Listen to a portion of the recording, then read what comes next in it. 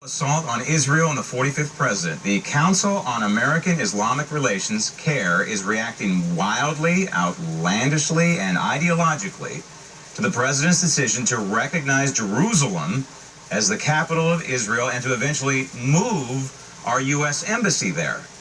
We believe that Donald Trump is empowering Christian religious extremism in the United States. So, according to CAIR, Christianity is now extremist. People like evangelicals are tantamount to terrorists. That's the executive director of CAIR, by the way, who represents the so-called Organization and Religion of Peace.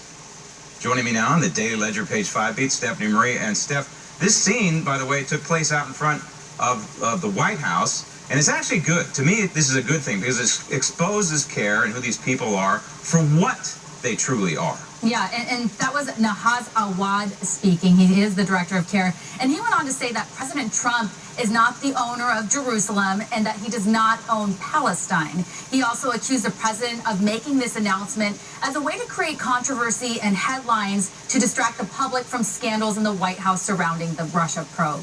Now, of course, there was no mention of the fact that President Trump is just fulfilling a campaign pledge that many of his predecessors made, including a former president, Bill Clinton. He owns Donald Trump's towers, and he can give away Trump towers, but not Jerusalem, to the Israelis. He has been an embarrassment to our nation, an embarrassment to this White House, an embarrassment to our democracy. Unfortunately, he appeased extremist religious group in the United States, the evangelicals, who somehow erroneously believe that God commands injustice by recognizing the Israeli occupation of Palestine. We challenge these evangelicals who believe in God. How come they believe in injustice against Christians and Muslims in Palestine?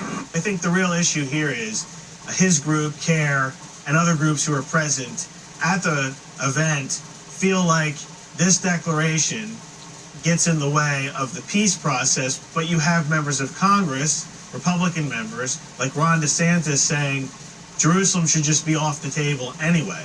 So it shouldn't even be part of the negotiations. But the groups who are at this event beg to differ on that point. Some of the activists there were saying, look, you know, Palestine, we're pro-Palestine. There really is no peace process going on right now anyway. We're not getting a fair shake. But then at the same time, they're saying this declaration of the embassy hinders the peace process. So, but if they're saying there is no peace process really going on right now, so that's not fair, how does this hinder that process if there is nothing really going on in their mind? Now, President Trump says he would support a two-state solution if that's what the Israelis and Palestinians want. It's a bold move. It's the right move. We congratulate President Trump for fulfilling what, as you pointed out, many presidents have promised to do. He simply kept a campaign promise that has nothing to do with the Russia probe. And I would ask this guy, Awad, how many democracies there are in the Middle East who are run by Arabs? The answer is zero. There's only one democracy in the Middle East, and it's Israel. It's our ally, and we should do everything we can to protect and help our ally. And so I think this is also exposes CAIR for what they are, because this is an anti-Judeo-Christian attack in this country. When he starts to use the term extremist and Christians in the same sentence, clearly he doesn't understand what true Christianity is, because it's the opposite of being extremist. It's about love in general. And so this worries me, but what also worries me is a guy like this with a microphone out in front of the White House.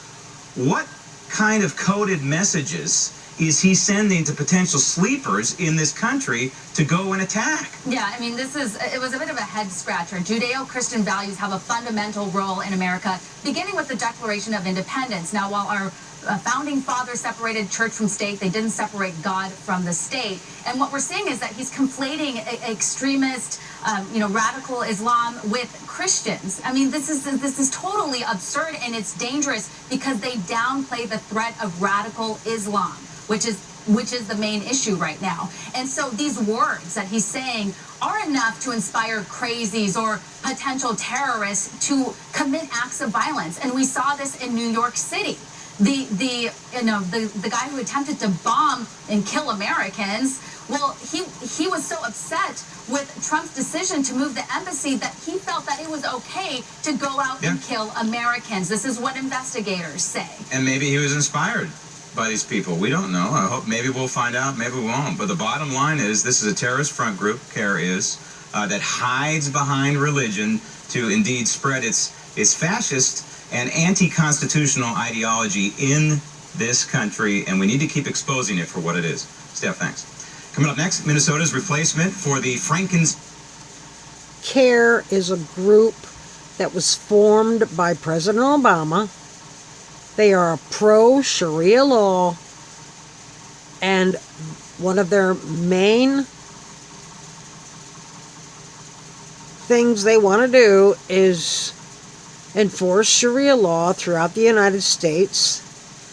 They also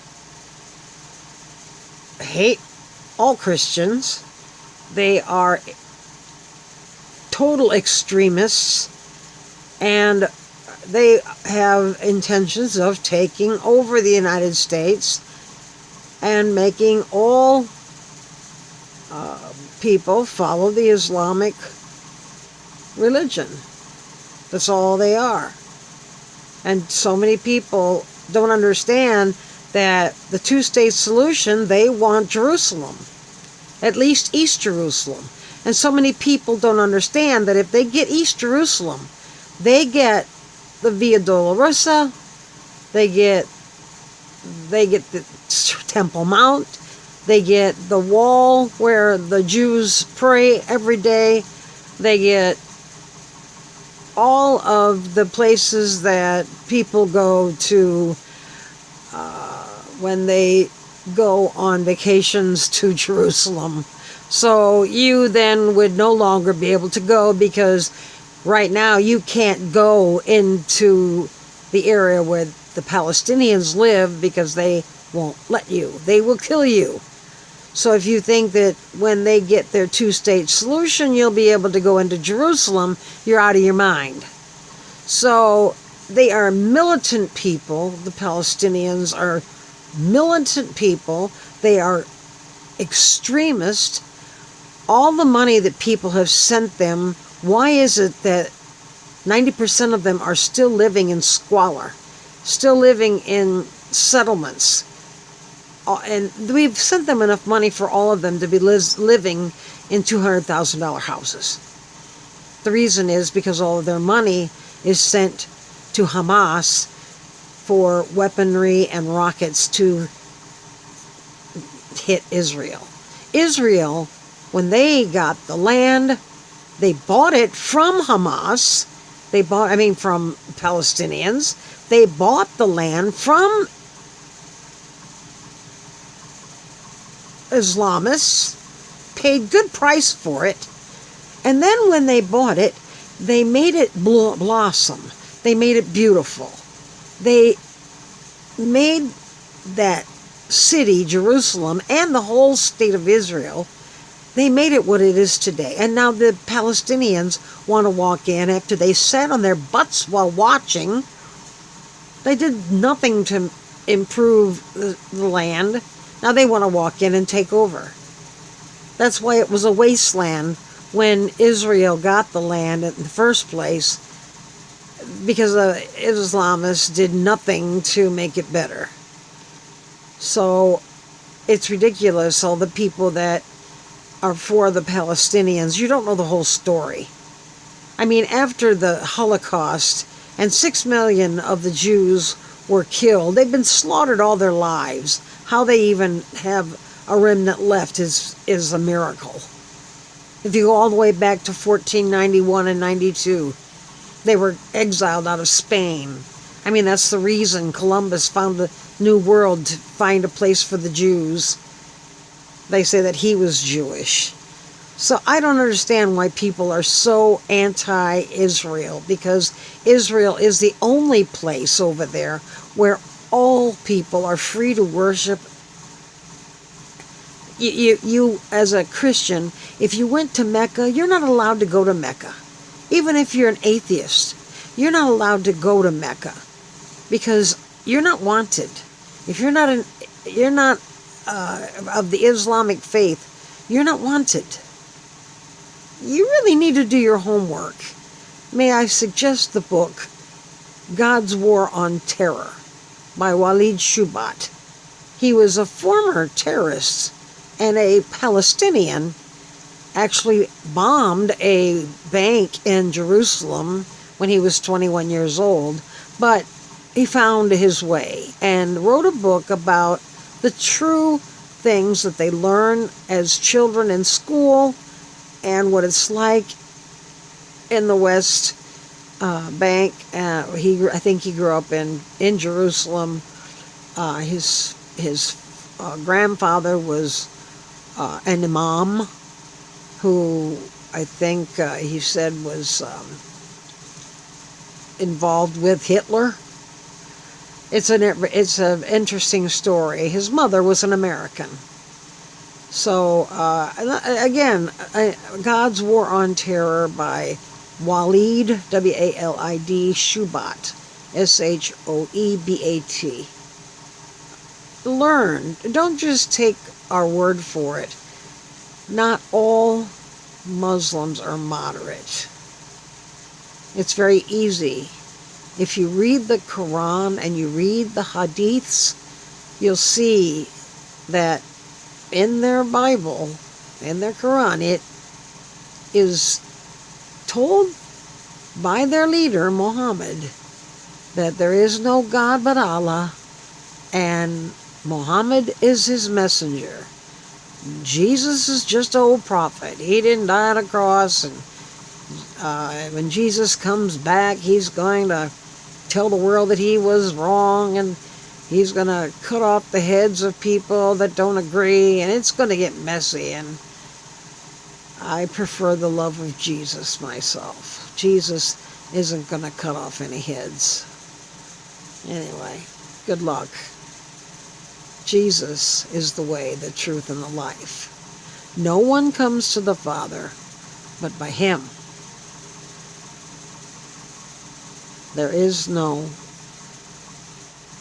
Muhammad and no Allah. Muhammad came 600 years after Jesus. The number 6 belongs to Satan. 666. Maybe you've read that before. And Muhammad had nightmares, and that's how he got his messages from the angel. That's how he wrote his little book. Read the story about Muhammad, and you'll find out he had 18 wives, and his youngest wife was 9 when he had sex with her. And here we just wouldn't elect Judge Moore because of his past, but we'll worship a man who says his God is the God we're supposed to worship, but he had a wife that was 9. Anyway, Jesus didn't have a wife. Jesus was the only sinless man that ever walked the earth. Jesus is the way, the truth, and the life. Jesus died on a cross for your sins. When you get to heaven, you're going to stand before Jesus, and you're going to have to be judged for your sins. But luckily, if you believe in Jesus, and you believe what he did for you, you're going to hear not guilty.